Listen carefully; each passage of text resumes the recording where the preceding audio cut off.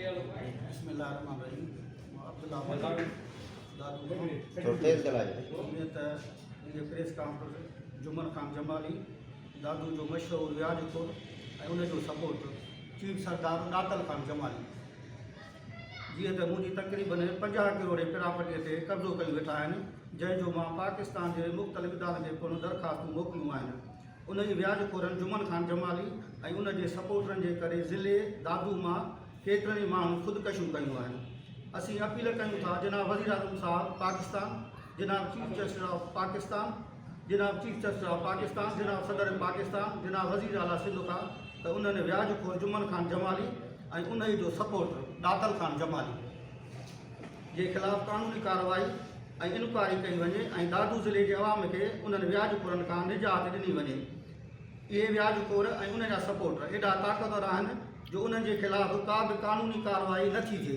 और व्याज खोरन खिलाफ़ क़ौमी असेंबली में को बिल पास थियल है पर उन ते अमल न पियो थे।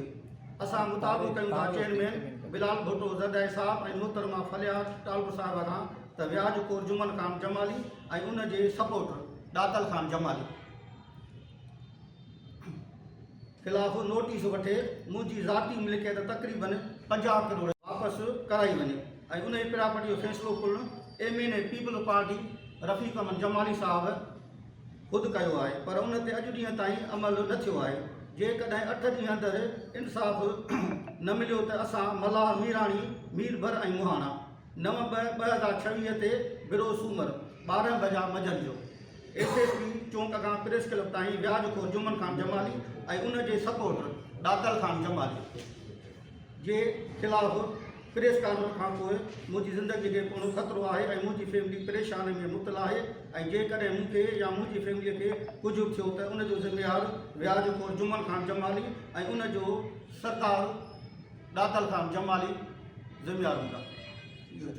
सही वाज़ह कयो तो तव्हांजी 50 करोड़ की प्रॉपर्टी है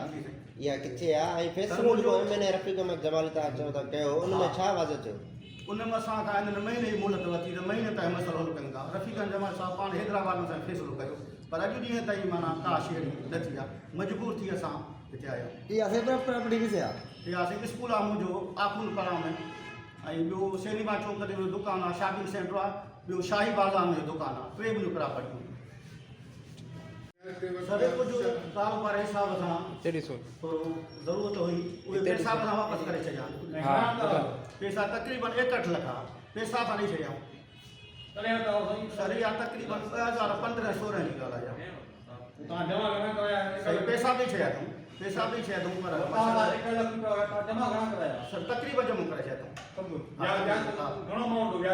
तकरीबन 61 लख पैसा तकलीफ़ ॾेई छॾिया अथऊं प्रॉपर्टी रजिस्ट्री वगैरह करेंगी सर वो भी माना सम्झ असां अमाउंट मिली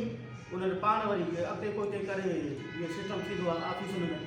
पाकिस्तान आहे कराची हाँ जी रफ़ीक साहब फैसलो कयो आहे